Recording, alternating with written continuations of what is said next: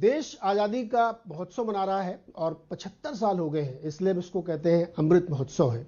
और इस आज़ादी की यात्रा में बहुत सारे विकास के काम हुए हैं, बहुत सारी जर्नीज हमने देखी है, लेकिन एक ऐसा क्षेत्र है इक्विटी वेल्थ क्रिएशन का, जिसमें बहुत सारे डेवलपमेंट्स हुए, बहुत सारे लोगों ने तरक्की की है।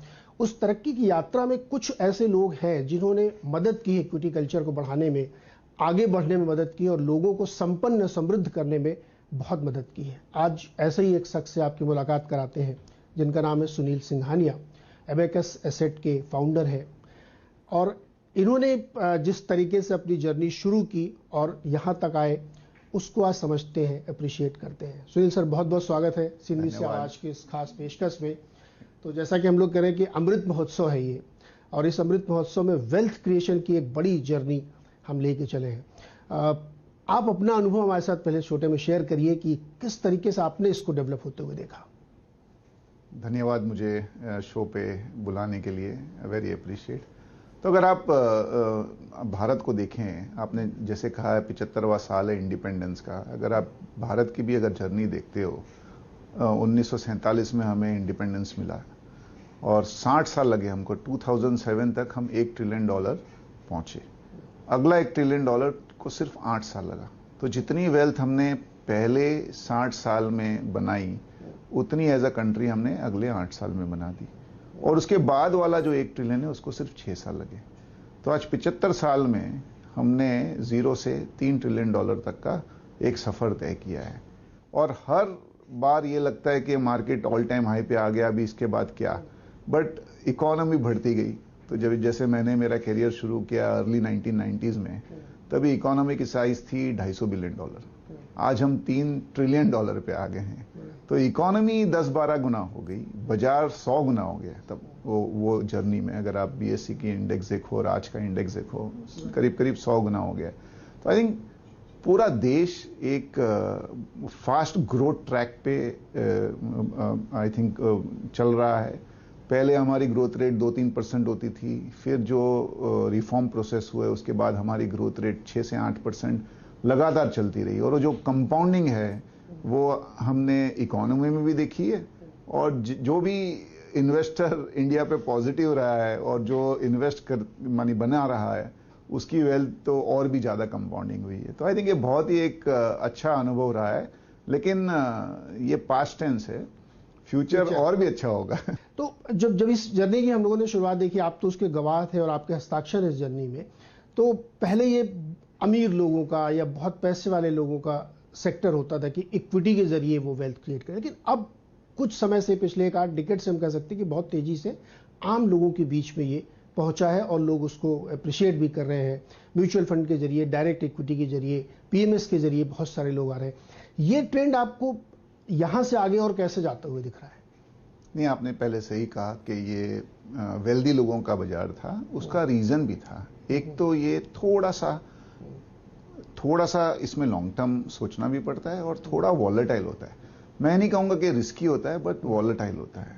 और उसके लिए आपको थोड़ी डिस्पोजेबल इनकम होनी चाहिए, जो आप हर साल 2 साल 3 साल के लिए आपको देखना नहीं पड़े उसको, जिसको आप 5-10 साल के लिए इन्वेस्ट कर सकते हो। तो वही अगर हम पीछे जाएं 90 के दशक में या अर्ली 2000 में, सेविंग्स बहुत ही कम होती थी लोगों की। और वो सेविंग्स है ना, हम ग्रो हो रहे थे तो लोगों को घर भी बनाना था, लोगों को गाड़ी भी लेनी थी। आई थिंक वो सब जरूरतें ज्यादा बड़ी थी। उसके बाद में कोई डिस्पोजेबल सेविंग बचती नहीं थी। अभी जैसे जैसे इंडिया की सेविंग्स की रेट भी बढ़ी है और जैसे यंग लोग आए हैं जिनको अवेयरनेस भी है इक्विटी मार्केट के बारे में, और दूसरे जो एसेट क्लास हैं जैसे गोल्ड या रियल एस्टेट, उन पता चल गया लोगों को कि उसमें ज्यादा रिटर्न कंसिस्टेंटली बनते नहीं है। तो एक education, increase in savings, awareness और लंबा जो सोचने का जो एक चेंज हुआ है, एक जो आदमी का जो कैरेक्टर है या माइंड है, आई थिंक सबको देखते हुए हम बहुत ही मैच्योरिटी की तरफ बाजार बढ़ रहा है। और आप देखिए लास्ट 1.5 साल में या 1 साल में फॉरेन इन्वेस्टर्स ने इतना माल बेचा, इतने बिलियंस ऑफ डॉलर बेचे। आज इंडियन इन्वेस्टर को अपने देश पे कॉन्फिडेंस था, वो एसआईपी के जरिए, इन्वेस्टमेंट के जरिए उन्होंने पूरा का पूरा वो सेलिंग अब्जॉर्ब कर ली। अब जब फॉरेनर इंडिया वापस आएंगे तब इंडियन इन्वेस्टर्स पहली बार मुस्कुराएंगे।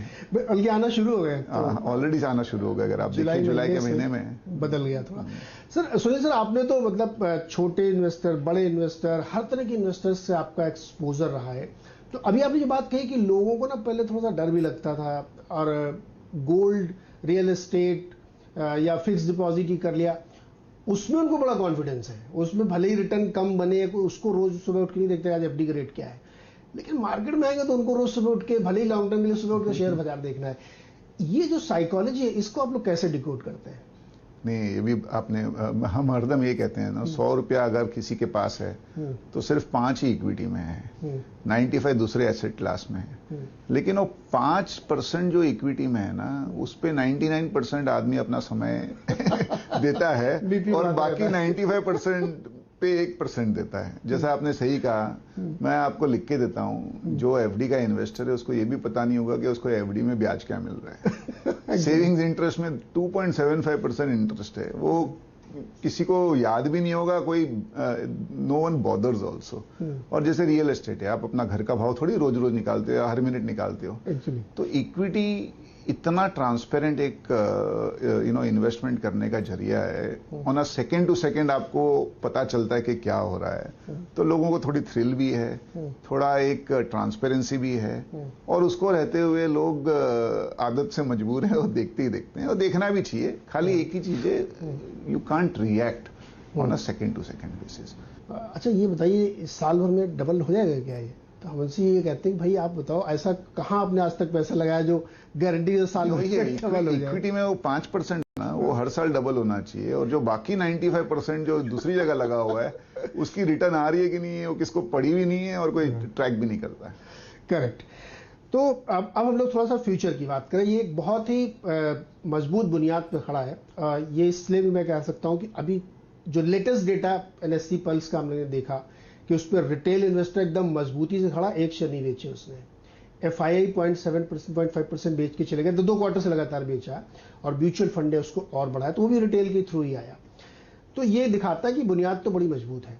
अब यहाँ से आगे जाते हुए जो बाजार की स्थिति है, जो जियो पॉलिटिकल स्थिति है, अमेरिका में रोज सुबह उठ के आजकल लोग फेड की कमेंट्री सुनने लगे हैं बीपी बढ़ाने के लिए, तो इस पे आप कैसे समझाएंगे हमारे निवेशकों को?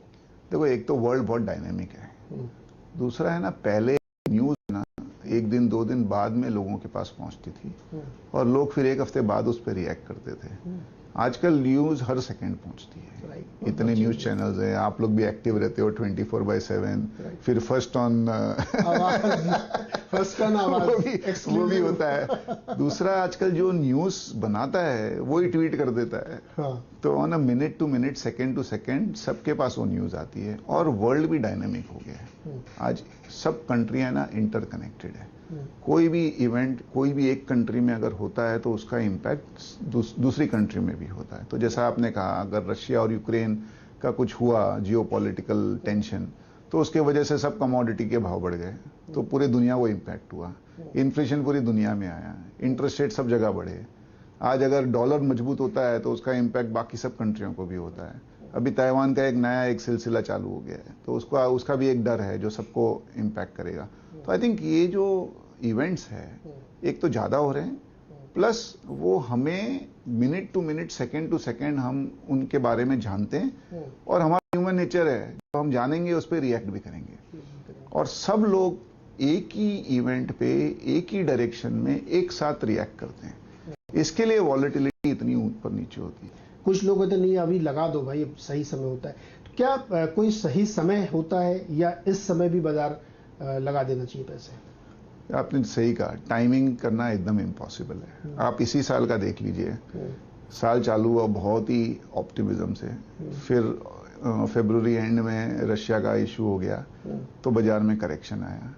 मई और जून बहुत ही खराब गए, और जून में लग रहा था बाजार अभी और गिरेगा, और ऐसा यू टर्न मारा कि 1 महीने में ही सेंसेक्स 6-7 पॉइंट बढ़ गया, निफ्टी 2000 पॉइंट बढ़ गया। तो बहुत डिफिकल्ट है ये, और ये हमें मानना चाहिए। आई थिंक रिटेल इन्वेस्टर के लिए सिप्स के से बेस्ट कुछ नहीं हो सकता। सिस्टमेटिक इन्वेस्टमेंट प्लान, जहां आप हर महीने कुछ ना कुछ इन्वेस्ट करते जाओ, उससे अपने आप ही आपको ऊपर नीचे जो बाजार है वो एक स्मूदन हो जाएगा।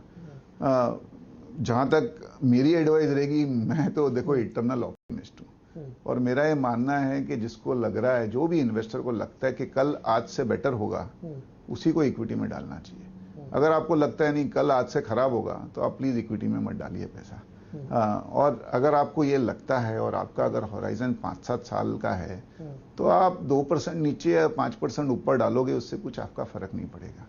बहुत सारी स्टडीज हैं जिसमें बताया गया कि अगर आपने 10 अच्छे दिन भी मिस कर दिए बाजार में, तो आपका रिटर्न है ना 12-13% कंपाउंडिंग से 3 या 4% कंपाउंडिंग हो जाता है। तो आई थिंक ये हमें सीखना चाहिए, हमें सोचना चाहिए। जैसे लास्ट 1 महीना जिसने मिस कर दिया, उसका ऑलमोस्ट 6-8 महीने का रिटर्न चला गया, तो बहुत ही डिफिकल्ट है। तो मेरा तो ये मानना रहेगा कि अगर आपका 5 साल का व्यू है तो any time is good time, और अगर आपको थोड़ा सा कॉशियस रहना है तो आप सिस्टमेटिक इन्वेस्टमेंट प्लान या सिस्टमेटिक ट्रांसफर प्लान, जिसमें 3-4 महीने के एवरेज में आपने डाल दिया, वो आप अपनाइए। एक छोटा सा ब्रेक लेंगे यहाँ पे, और ब्रेक से वापस आएंगे तो सुनील सर से ये बातचीत होगी कि कौन से सेक्टर्स पर नजर रखनी चाहिए, कौन सी डिसरप्शन की थीम आ रही है, क्या नया आइडिया है इस मौके पर जहाँ पे ध्यान रखना चाहिए। और हम बातचीत करें सुनील सिंघानिया जी से, जो हमें बता रहे हैं कि आपको इंडिया की स्टोरी पे बिलीव करना चाहिए, और बहुत से ऐसी आइडियाज़ हैं, थीम्स हैं, जो अब यहाँ से आगे आने वाले समय में बहुत अच्छी ग्रोथ दिखाएंगे। तो उसी के बारे में समझते हैं। सुनील सर, इंडिया की ग्रोथ स्टोरी, बहुत सारे काम हो रहे हैं, कुछ जगह पे पैराडाइम शिफ्ट है, एकदम बिल्कुल नई चीज़ आ रही है। जैसे ऑटोमोबाइल में एक नई थीम चल रही है, एनर्जी में नई थीम हाइड्रोजन की शुरू हो गई है, आईटी में भी अब सर्विस के अलावा प्रोडक्ट और डेटा में बड़ा फोकस हो रहा है। तो ऐसे नए आइडियाज आपको कौन से अच्छे लगते हैं इस वक्त जो इंडिया की ग्रोथ स्टोरी के साथ चल रहे हैं? देखो, एक digital world is here to stay. आज हम हमारे खुद के भी अगर आप हैबिट्स देखें, तो the way we work, the way we study, the way we shop, the way we entertain, सब में डिजिटल का कहाँ ना कहाँ योगदान है, और उसके बिना हमारा काम हो ही नहीं सकता है। खाली प्रॉब्लम क्या है ना, थोड़े जो डिजिटल कंपनियां लिस्ट हुई थी, वो आई वुड से तेजी में लिस्ट हुई थी। कंपनियां अच्छी थी, उनके प्राइसिंग थोड़े गड़बड़ थे, और एटलीस्ट हमारे ऐसे इन्वेस्टर जो प्रॉफिट वाली कंपनी को देखते हैं, उनके लिए वो कंपनियां ऐप नहीं थी। बट ये डिजिटल एज अ थीम है ना, ये 10, 20, 25, 30 साल की थीम है। तो जब भी आपको मौका मिले, जब भी आपको कोई कंपनी मिले जिसमें विजिबल प्रॉफिट है, जिसमें ग्रोथ है, जिसमें मोट है, जिसमें एक बोलते हैं ना यूनिक चीज है, जिसके बिना आप वो पर्टिकुलर काम कर नहीं सकते हो, आई थिंक वो theme is going to be there for a long time. दूसरा, इंडिया में ना लास्ट 5-7 साल में है ना, कैपेसिटी बिल्डिंग ही नहीं हुई, क्योंकि सब कंपनियां थोड़ी तकलीफ में थी, इकोनॉमी में ग्रोथ नहीं थी, बैंक्स की हालत थी खराब थी, तो डेट नहीं मिल रहा था। आई थिंक वो सब चेंज हो रहे हैं। बैंक्स की हालत बहुत अच्छी है, एनपीएस है नहीं, बैंक की एबिलिटी टू लैंड बहुत बढ़ गई है, गवर्नमेंट भी अपना केपेक्स कर रही है। हमने 75 साल में 75 एयरपोर्ट बनाए, अब अगले 5 साल में वो 75 के 150 एयरपोर्ट हो जाएंगे। कम से कम 50 सिटीज में मेट्रो का काम चालू है, रोड तो हमने देखा ही है। बड़े बड़े स्टेट, उत्तर प्रदेश ने बोला है कि we want to be $1 trillion in economy. आज पूरा इंडिया 3 ट्रिलियन है, और अकेला यूपी ने एक टारगेट ले रखा है $1 ट्रिलियन इकोनॉमी का। तो आई थिंक ये जो कैपिटल गुड सेगमेंट है, उसमें बहुत साल बाद में एक लग रहा है कि थोड़ा सा मोमेंटम बिल्टअप हो रहा है। 6 महीने पहले तक लग रहा था नहीं, ये मेटल के भाव जब तक ऊंचे रहेंगे तब तक ये कैपिटल गुड्स वाले थोड़े सफर करेंगे। लेकिन आप इनका नसीब देखिए, एक तो ऑर्डर भी हैं, और अब मेटल के भाव सब 20-25% गिर भी गए हैं। तो आई थिंक नेक्स्ट 4-5 साल एक कैपिटल बिल्डिंग वाली जो थीम है वो भी बनेगी। फिर नई नई थीम है, जैसे अभी हम आज घर पे ऑर्डर करना सीख गए हैं खाना, तो एक QSR वाली कंपनियां सब अच्छा चल रही है। अगेन इनके पी बहुत ऊंचे हैं, तो हम जैसे इन्वेस्टर थोड़े उनको डर डर के लेते हैं, बट एक फैक्ट है आज जो QSR की थीम है बहुत ही अच्छी थीम है। Financial markets including banks, insurance companies, इनमें बहुत ही बड़ा स्कोप है। पर्टिकुलरली बैंक्स में आप देखिए, बड़ी बैंक्स और स्ट्रांग हो गई है, क्योंकि लोगों ने ये रियलाइज कर लिया है कि अगर मैं किसी को पैसा देता हूं तो मुझे अच्छा ब्रांड चाहिए, मुझे स्टेबिलिटी चाहिए। सिस्टम्स बहुत अच्छे हो गए हैं, और आई थिंक ये फिनटेक का एक एडवांटेज मिल रहा है बड़ी बैंक्स को। आई थिंक वो भी एक अच्छा है। एक इंडिया के बारे में एक बहुत ही अच्छी चीज ये है कि इंडिया बहुत डाइवर्सिफाइड है। हमारे सब सेक्टर्स में प्रेजेंस है, IT, pharma, chemical, auto, cement, capital goods, तो चॉइस बहुत है। और I think for an investor that is very very important. Last I think मैं ये कहना चाहूंगा, ये चाइना +1 थीम भी बहुत ही स्ट्रांग है, केमिकल वाली। I think across, it is not only chemical. तो क्या हो गया ना सर, पहले तो पूरी दुनिया को चाइना एक बोलते ना विलन के रूप में दिखता है, और अगर एक कंट्री है जो रशिया जैसे किसी और कंट्री पे अटैक कर सकती है, वो है चाइना। ऐसा फीलिंग है, कंट्रियों की भी फीलिंग है। तो एनीवे उनको चाइना से अपना इंपोर्ट कम करना है, वो इमीडिएटली नहीं होगा, धीरे धीरे होगा। तो I think India will benefit in some sectors there. दूसरा, जो यूरोप में एनर्जी को लेके जो क्राइसिस है, उनके पावर कॉस्ट इतने बढ़ गए हैं दैट मैन्युफैक्चरिंग इन यूरोप थोड़ा सा एक्सपेंसिव हो गया है। तो उसका भी बेनिफिट इंडियन कंपनीज को मिल रहा है। आप देखिए Indian engineering companies, Indian chemical company जैसे आपने कहा, Indian even garments and consumer good companies, I think सब में बेनिफिट हो सकता है इंडिया को। आपने बड़ी दिलचस्प बात कही, कैपिटल गुड्स में मुझे ध्यान है कि उस मंदी के दौर में भी वो जो 2 बड़ी वाली कंपनियां हैं वो लाइफ हाई पे चल रही हैं। हाँ, तो टेलविंड आ गया, एक तो एक्सपोर्ट्स बढ़ गए, प्लस ऑर्डर बुक अच्छी है, और मैंने बोला ना सोने पे सुहागा हो गया कि मेटल के भाव करेक्ट हो गए। तो ये जो थीम है सर, ये पकड़ना आप लोगों से हम लोग सीखते, जैसा अभी आपने एक्सप्लेन किया। नहीं, हमारे भी मिस हो गई सर, हमने भी नहीं पकड़ी। एक और थीम जो इस वक्त चल रही है, वो मतलब पता नहीं कितने दिन तक चलेगी, हो सकता चलती रहे। प्रीमियमाइजेशन हो रहा है इंडिया का। यहाँ पे आप देखिए तो महंगे वाले प्रीमियम कपड़े, महंगी वाली गाड़ियाँ, महंगी घड़ियाँ, ज्वेलरी, और शूज़ में भी बड़े प्रीमियम क्लास में। तो ये वाली जो सेगमेंट है पूरा हर सेक्टर का, वो लाइफस्टाइल चेंज की वजह से, लोगों की इनकम बढ़ने की वजह से, या ब्रांड कॉन्शियसनेस की वजह से। मैं पढ़ रहा था कि इनरवियर की एक रिसर्च आई कि सबसे तेजी से ये सेक्टर ग्रो करेगा, क्योंकि जो अर्बनाइजेशन हो रहा है उसमें लोग ब्रांड कॉन्शियस हो रहे हैं। उनको लगता है कि अब हमें थोड़ा सा अपग्रेड करना चाहिए। तो क्या ये वाली थीम आपको लगती है कि इंडिया में बड़ी स्तर पे प्ले हो रही है, क्योंकि यहाँ पे अभी बहुत अपलिफ्टमेंट होना है लोगों का? नहीं, आई थिंक फॉर्मलाइजेशन की थीम 3-4 साल से बात कर रहे हैं लोग। उसमें बीच बीच में थोड़े रोड ब्लॉक आ गए, पहले डीमोन आ गया, फिर जीएसटी आ गया, फिर कोविड आ गया। इसके लिए जो 4-5 साल पहले होना चाहिए था वो अब हो रहा है। और वो बहुत ही आपने जैसे एकदम अच्छे वे में बताया, एक्चुअली हो रहा है।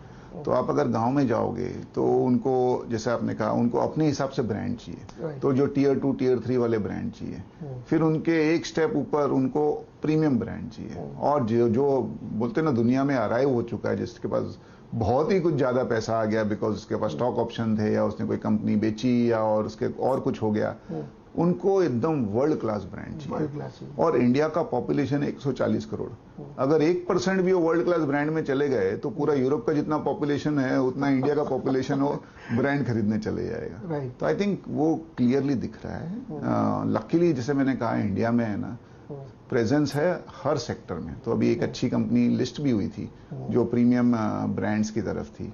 I think that is very clearly the story. और हमारा भी ये मानना है कि अगले 6 महीने में क्या होगा ना, एक तो रूरल इकोनॉमी बहुत अच्छा कर रही है, एग्रीकल्चरल प्रोड्यूस बहुत अच्छा है, गवर्नमेंट का भी फोकस है डबलिंग ऑफ फार्मर इनकम, दाम भी अच्छे मिले, चावल हो, गेहूं हो, ऑयल सीड्स हो, कॉटन हो, शुगर केन हो, फार्मर्स को इस साल दाम भी अच्छे मिले। तो रूरल इनकम बहुत ही अच्छी है। और अर्बन इनकम में पर्टिकुलरली फाइनेंशियल सर्विसेज और आईटी में सबको सैलरी इंक्रीज मिली है। और सर अभी क्या है ना, अगले 6 महीने में फेस्टिव सीजन ही फेस्टिव सीजन है। 2019 के बाद 3 साल बाद हम त्योहार मनाएंगे, और इंडियंस को त्योहार और शादियों में इतना पैसा खर्चे करने की आदत है और अच्छा लगता है। तो आई थिंक नेक्स्ट 6 महीना ना consumption will be a big thing. तो इन एडिशन जैसे आपने कहा फॉर्मलाइजेशन, आई थिंक उसी दोनों का फायदा होगा। आप दुनिया में है ना कोई बड़े बड़े कंट्रियां देखिए और उनका इवोल्यूशन देखिए। होम ग्रोन ब्रांड्स बहुत बड़े बड़े हो गए। आज यूएस में तो चलो और यूरोप में तो बड़े बड़े ब्रांड्स हैं ही, बट चाइना में जाओगे तो चाइना के डोमेस्टिक ब्रांड्स बहुत बड़े हैं, कोरिया के डोमेस्टिक ब्रांड, जापान के डोमेस्टिक ब्रांड्स। आई थिंक इंडिया में अभी भी जो इंडियन ब्रांड्स हैं वो बहुत ही छोटे छोटे हैं। और आई थिंक उधर अपॉर्चुनिटी है, क्योंकि जो वेल नोन ब्रांड्स है वो तो सब 70-80 पी में चल रहे हैं। ये जो सेकंड और थर्ड टियर ब्रांड्स है वो अभी भी 15-20-25 पी में मिल जाते हैं। एक सेक्टर और सर जरा उसको भी मैं थोड़ा समझना चाहूंगा, वो है ऑटो सेक्टर। उस पर एक नई थीम भी शुरू हो गई है और एक पुरानी तो चल ही रही है। अब उसमें इन्वेस्टर जो है बहुत सारे लोग क्वेश्चन करते हैं कि इसको कैसे प्ले करें, नए वाले के साथ जाएं, पुराने वाले के साथ जाएं, एंसिलरी के साथ चले जाएं या बैंक के थ्रू ही प्ले करें इसको।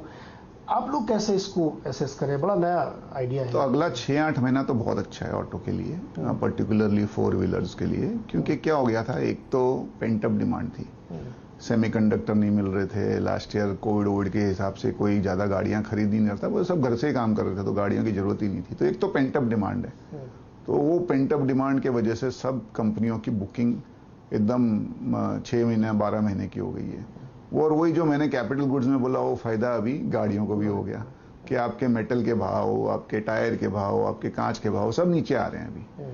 तो एक तरफ तो आपकी बुकिंग है, तो आपको भाव घटाने की जरूरत नहीं है, क्योंकि ऑलरेडी अगर 1-1 साल और 6-6 महीने की बुकिंग है तो आप दाम क्यों घटाओगे। और एक ये पूरा टेलविंड आ गया, plus market was light on auto. तो एक 6-8 महीने का एक बहुत अच्छा एक आपको आई वुड से एक सिक्लिकल आपको मिलेगा रन। लेकिन हमारा लॉन्ग टर्म व्यू ऑटो पे थोड़ा सा आई वुड से कॉशियस है, टू नेगेटिव है। उसके रीजन है, अगर आप दुनिया में देखोगे तो खाली जो ईवी वाली कंपनी है टेस्ला, उसी ने वैल्यू बनाई है, और वो तो 1% भी नहीं है टोटल सेल्स का, अगर आप नंबर ऑफ कार्स के हिसाब से देखो। लेकिन क्या एक कंसेप्ट है, जो डिसरप्शन अगर दिखता है ना, तो पी मल्टीपल नीचे जाते जाता है। तो मेरा ये मानना रहेगा कि आप है ना बहुत ज्यादा एक्साइट मत होइए। अगर आपको कोई करेक्शन में मिले तो 6-8 महीने 1 साल के लिए बहुत अच्छी थीम है, particularly direct auto. But otherwise जो डिसरप्शन होगा वो इसी सेक्टर में होगा। अभी हो सकता है कि कोई कंपनियां they also use the disruption to their advantage, जैसे इंडिया की भी ऑटो कंपनियां ने अपना अपना ईवी का एक सेगमेंट बना लिया है। तो अगर वो ईवी सेगमेंट में अगर वो सक्सेसफुल हो गई तो वो ऑटो कंपनियां फिर भी आप 5 साल के हिसाब से देख सकते हो।